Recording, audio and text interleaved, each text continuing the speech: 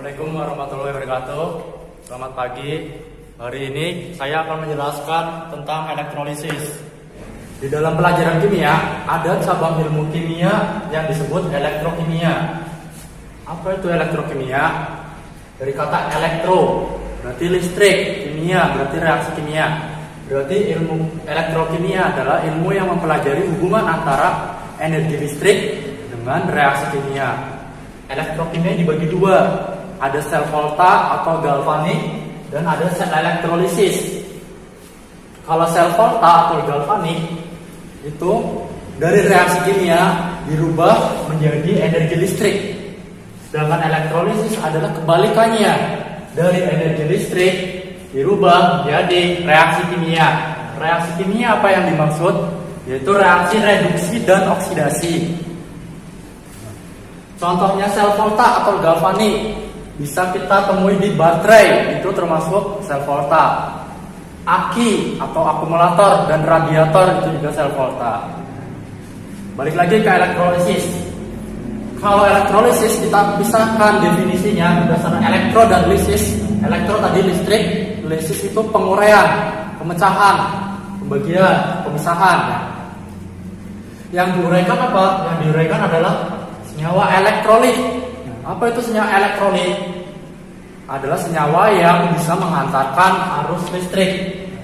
Ada elektrolit, ada juga senyawa non-elektrolit. Non-elektrolit berarti senyawa yang tidak bisa mengantarkan arus listrik. Contohnya C2H5OH atau etil alkohol, etanol. Ada C6H12O6 atau glukosa, turunannya fruktosa, sukrosa, galaktosa.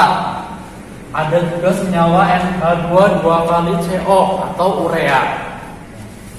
Sedangkan senyawa elektrolit ada banyak contohnya. Elektrolit sendiri dibagi dua, ada elektrolit kuat, ada elektrolit lemah. Elektrolit kuat berarti dia mudah dan cepat mengantarkan arus listrik. Kalau lemah berarti dia bisa mengantarkan arus listrik, cuma agak lambat. Elektrolit kuat pun dibagi ada tiga. Ada elektrolit kuat dari senyawa asam kuat, dari basa kuat, dan garam kuat. Asam kuat contohnya asam klorida, asam sulfat, asam fosfat, asam nitrat, dan masih banyak lagi. Basa kuat contohnya natrium hidroksida atau sodium hidroksida, ada kalium hidroksida, ada kalsium hidroksida, ada magnesium hidroksida, dan masih banyak lagi. Bedanya gampang. Kalau asam berarti depannya ada H-nya atau hidrogen. Kadang kita baca hidrogen klorida, kadang kita juga baca asam klorida. Sedangkan yang basa contohnya ciri-cirinya ada OH-nya. OH ini kita baca hidroksida. Berarti ciri-cirinya dia senyawa basa. Kalau garam kuat berarti dia reaksi dari senyawa asam dan basa. Sedangkan elektrolit lemah itu berarti berasal dari asam lemah, basa lemah, dan garam lemah. Contohnya asam lemah, asam sianida, asam asetat, asam-asaman yang lain. Basa lemah contohnya amonium hidroksida, garam lemah, perak klorida. Sekarang tiga hal atau ciri-ciri yang harus ada pada elektrolisis. Kenapa bisa disebut elektrolisis? Karena memenuhi tiga syarat. Yang pertama, ada sumber arus listrik searah atau direct current. Arus listrik ada dua, ada alternating current atau bolak-balik, arus listrik bolak-balik, ada arus listrik searah, direct current. Nah, bedanya apa? Biasanya arus listrik yang searah itu yang tegangannya kecil. Contohnya yang dari baterai, bukan dari PLN. Kalau PLN berarti dia AC yang di stop kontak. Kemudian ciri elektrolisis yang lain itu pasti ada elektrolit. Senyawa elektrolit itu senyawa yang tadi bisa mengantarkan arus listrik. Nah, ini bisa dalam bentuk larutan maupun leburan. Yang penting dia bentuknya cair. Cairan elektrolit bisa dalam bentuk cairan larutan atau cairan leburan. Bedanya apa? Kalau leburan berarti awalnya dia padat, contohnya NaCl padat, garam padat, dipanaskan sampai meleleh, sampai melebur menjadi cairan NaCl. Kalau larutan berarti NaCl-nya ditambah dengan pelarut, ditambah dengan senyawa lain H2O. Berarti senyawa ditambah senyawa, hasilnya adalah campuran atau larutan garam contohnya. Ketiga, harus ada elektroda. Elektroda itu apa? Elektroda itu konduktor, benda padat yang bisa menghantarkan arus listrik. Kalau di sini elektrolit tadi cairan yang bisa menghantarkan listrik, kalau elektroda benda padat yang bisa menghantarkan arus listrik atau kita sebut konduktor. Konduktor ada yang bisa dari logam, ada yang dari non logam. Non logam contohnya paling umum di elektrolis adalah karbon. Kalau konduktor logam, nah kebanyakan unsur-unsur logam itu bisa menghantarkan listrik. Contohnya logam yang berasal dari unsur ferum atau besi, aluminium, cuprum, tembaga, nikel, argentum, perak, aurum, emas, magnesium, seng, krom, kobalt, titanium, vanadium, mangan, dan lain-lain. Sedangkan konduktor logam yang dari senyawa berarti gabungan dari beberapa unsur, contoh atau campuran, gabungan dari beberapa senyawa. Contohnya paduan logam, besi, karbon, dan mangan menjadi paduan logam baja, itu juga bisa jadi konduktor. Kemudian paduan logam tembaga, timah, dan mangan, cuprum, stanum, dan mangan bisa menjadi paduan logam perunggu. Kemudian ada juga senyawa gabungan dari cuprum, tembaga, dan seng atau paduan logam kuningan. Itu juga contoh elektroda. Sedangkan elektroda ini ada dibagi dua lagi ya, katoda dan anoda. Katoda berarti logam atau benda konduktornya dihubungkan dengan sumber arus listrik negatif. Sedangkan anoda, benda itu dihubungkan dengan kutub listrik positif. Nah, ingat ya, di baterai ada kutub positif dan negatif. Nah, logam yang dihubungkan dengan kutub negatif itu kita sebutnya katoda. Logam konduktor yang dihubungkan dengan kutub positif berarti anoda. Ini kalau elektrolisis. Kalau sel volta kebalikannya. Sel volta katodanya yang dihubungkan dengan positif, anodanya negatif. Tapi kalau elektrolisis, katodanya yang negatif, anodanya positif. Nah, jangan salah membedakan antara katoda anoda dengan kation anion. Kalau kation dan anion itu termasuk ion. Ion berarti dia yang bermuatan positif kita sebut kation, yang bermuatan negatif anion. Contohnya kation, kalium plus 1, hidrogen plus 1, natrium plus 1, tembaga plus 2, aluminium plus 2. Nah, itu kation, ion yang bermuatan positif. Kalau anion, ion yang bermuatan negatif, klor min 1, OH min 1, SO4 2 min, PO4 3 min. Nah, ini termasuk anion. Lanjut ke aplikasi elektrolisis. Elektrolisis ini bisa diaplikasikan menjadi 3 ya, ada electroplating, electrorefining, dan untuk pembuatan zat, unsur, dan senyawa. Kita bahas satu dulu, electroplating atau nama lainnya pelapisan logam atau penyepuhan logam. Tujuannya untuk apa? Untuk mencegah korosi. Contohnya logam besi yang mudah berkarat dilapisi logam tembaga yang lebih tahan karat. Itu dengan cara electroplating. Pelapisan logam dengan bantuan listrik elektro. Kemudian tujuan kedua, untuk memperindah, logam diperindah biar apa? Untuk meningkatkan nilai jual. Contohnya untuk perhiasan. Logam besi dilapisi dengan kuningan, perak, atau emas agar nilai jualnya lebih tinggi. Tujuan ketiga, untuk meningkatkan sifat dan daya tahan mekanik logam tersebut. Contohnya pada mesin kendaraan dilapisi dengan logam krom agar ketika benturan atau kena tubrukan mekanik ya, bisa lebih tahan, kuat dari peok. Itu tujuan dari pelapisan logam dengan menggunakan listrik. Nah, prinsip kerjanya gimana? Prinsip kerjanya ya, pertama tadi diingat, elektrolisis itu harus ada arus listrik, sumber arus listrik searah atau direct current. Contohnya direct current bisa dari baterai, aki, rectifier. Rectifier itu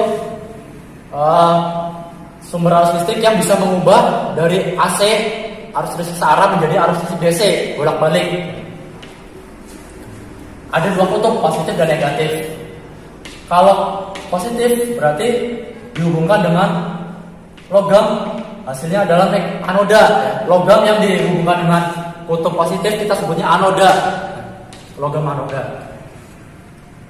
Sedangkan katoda itu adalah konduktor yang dihubungkan dengan kutub negatif, ya, kita sebutnya katoda. Kalau di electroplating, ya, katoda itu logam yang akan dilapisin. Contohnya di sini logam apa yang dilapisin? Besi. Sedangkan di sini akan anoda adalah logam pelapis. Logam pelapis di sini adalah Ag atau perak, argentum perak. Kenapa perak ini bisa melapisi logam besi? Nah, pertama, ketika listrik ini dinyalakan, sumber arus listrik dari sini, dari sebuah atom Ag ya. Atom Ag itu mengandung ion dan elektron. Ingat ya, di sebuah atom ada proton, elektron, dan neutron. Elektron itu partikel subatom yang bermuatan negatif. Ketika dialiri listrik di dalam atom ini, elektronnya lepas menuju sumber arus listrik. Kemudian dari sumber arus listrik menuju ke katoda. Dari anoda, elektronnya lepas, elektron Ag berarti yang lepas.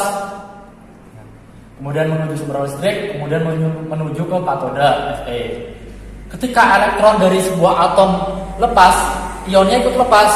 Di sini karena unsurnya Ag, berarti yang lepas adalah ion Ag+. Ketika Ag+ ini lepas, di sini akan berjalan melewati larutan elektrolit, senyawa elektrolit. Senyawa elektrolit ini bisa dalam bentuk larutan atau lelehan. Di sini elektrolitnya AgCl. Nah, kenapa AgCl? Karena untuk memindahkan ion Ag, ion yang ada di anoda ke katoda itu elektrolitnya harus mengandung ion anoda. Di sini anodanya Ag, berarti elektrolit ini harus ada kandungan Ag-nya. Nggak bisa AgNO3, bisa AgCl, terserah. Yang penting ada Ag-nya. Agar apa? Agar yang perak yang lepas dari logam perak di sini bisa berjalan melalui elektrolit sehingga menuju logam besi. Sehingga ion Ag+ berubah menjadi logam Ag. Kenapa dia bisa berubah menjadi logam perak lagi? Yang awalnya ion berubah menjadi padat lagi. Awalnya agak kelihatan, jadi kelihatan. Karena ketika ion positif bergabung dengan elektron negatif, itu balik lagi menjadi logam kembali. Ketika logam ini lepas, dia berubah jadi ion karena elektronnya lepas. Tapi ketika elektron dan ion bersatu kembali, mereka berubah menjadi Ag kembali. Sehingga logam perak di sini melapisi permukaan logam Fe atau besi. Nah, itu prinsip dari electroplating. Yang kedua, electrorefining. Dari kata elektro dan refining, rafinasi, rafinat, refine, memperbaiki atau memurnikan. Jadi electrorefining adalah pemurnian. Yang dimurnikan apa? Logam. Contohnya logam tembaga atau Cu. Kita ambil dari tambang itu masih belum murni. Kenapa belum murni? Karena masih banyak campuran logam lain. Misalkan cuprum ini masih ada kandungan logam Fe, mangan, aluminium, dan lain-lain. Ini kita murnikan. Caranya gimana? Pakai elektrolisis. Sama. Pertama, harus ada sumber arus listrik, harus ada anoda yang dihubungkan dengan kutub positif, harus ada katoda yang logam yang dihubungkan dengan kutub negatif. Kalau di sini katodanya adalah logam murni. Kalau di sini anodanya logam yang tidak murni. Yang murni adalah logam yang akan dimurnikan. Di sini akan dimurnikan Cu, berarti di sini katodanya Cu murni. Kemudian ketika logam tembaga yang kita ambil dari pertambangan itu masih belum murni, kita ingin murnikan, caranya dengan melepas semua ion ya, selain logam Cu. Atau kita ingin mengambil logam Cu aja ya. Jadi memisahkan mangan, besi, aluminium, dan logam lain. Caranya dengan elektrolisis, berarti elektrolitnya gimana? Elektrolitnya ingat harus ada kandungan anoda, sama seperti elektroplating tadi. Elektrolit harus ada kandungan di anoda, prinsipnya sama. Bedanya kalau di sini anoda adalah logam pelapisnya, di sini katoda logam yang akan dilapisi kalau elektroplating. Tapi kalau pemurnian logam, di sini anodanya adalah logam yang tidak murni, sedangkan katodanya logam murni. Di sini elektrolitnya sama-sama harus ada kandungan logam yang di anoda. Nah, jadi ketika dialiri listrik, logam tembaga yang tidak murni ini lepas menjadi ion tembaga 2+. Nah, sehingga kita dapatlah logam murni tembaga. Itu aplikasi kedua, electrorefining pemurnian logam. Aplikasi ketiga dari elektrolisis yaitu pembuatan zat, unsur, dan senyawa. Contohnya seperti di diagram alir pembuatan natrium hidrosida kemarin. Pakai elektrolisis, prinsip elektrolisis bahan bakunya apa kemarin? Air, garam, laut. Air, garam, laut. Air ada kandungan H2O, garam laut NaCl. Ada dua senyawa, H2O dan NaCl. Di aliri arus listrik dengan cara elektrolisis. Elektrolisis. Lisis itu artinya penguraian, pemecahan. Di sini yang dipecah apa? Menjadi reaksi kimia atau ion. Ketika H2O itu dipecah menjadi H+ dan OH-. NaCl dipecah menjadi Na+ plus Cl-. Nah, ketika sudah terpecah menjadi ion-ion, Cl- berubah menjadi zat gas, jadi Cl2 atau gas klor. Sedangkan H+ menjadi gas hidrogen.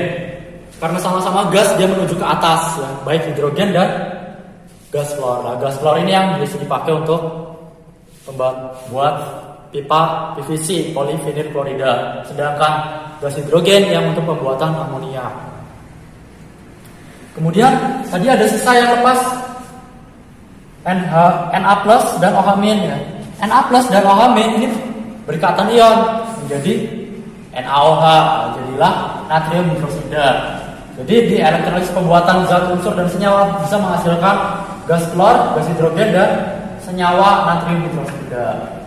Nah, kemudian untuk menghitung pelepasan baik tembaga maupun Ag yang terlepas atau logam yang terkikis setelah di elektrolisis, karena ada yang lepas, itu berapa sih yang lepas, berapa beratnya yang lepas, itu bisa dihitung menggunakan hukum Faraday. Rumusnya itu W/E/T per F. W itu apa? Dari kata weight, berat, atau berat logam yang lepas, yang mengendap. E itu apa? Berat muatan atomnya. Jadi sini atom apa yang lepas? Ag. Di sini atom apa yang lepas? Cu, 2+. Jadi kita bisa lihat, cari AR-nya, masa atom relatif dari tabel periodik unsur, ya. Ada AR, ada MR. Ingat kalau MR berarti senyawa. Contohnya di sini AgCl, berarti ArAg ditambah ArCl itu jadinya MR. Sedangkan yang untuk buku Faraday yang dicari cukup AR-nya aja. Sedangkan I itu apa?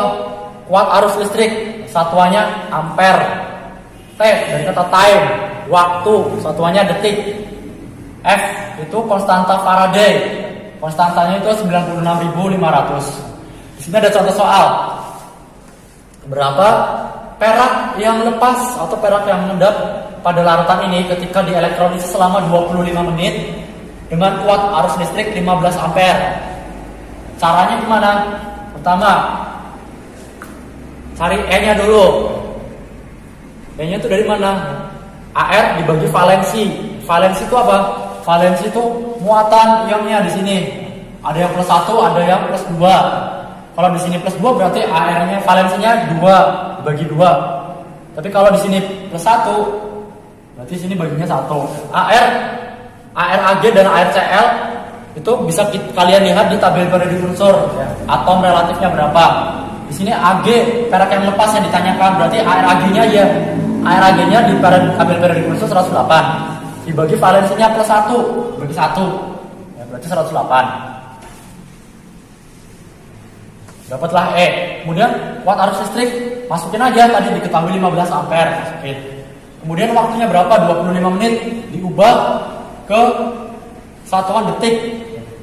Caranya gimana? 1 menit kan 60 detik, berarti dikali 25 dikali 60 detik, 1500 detik. Langsung dibagi konstanta Faraday 66.500. Hasilnya 25,18 gram perak yang mengendap pada elektrolisis ini. Kemudian tugasnya, sekian penjelasan dari saya.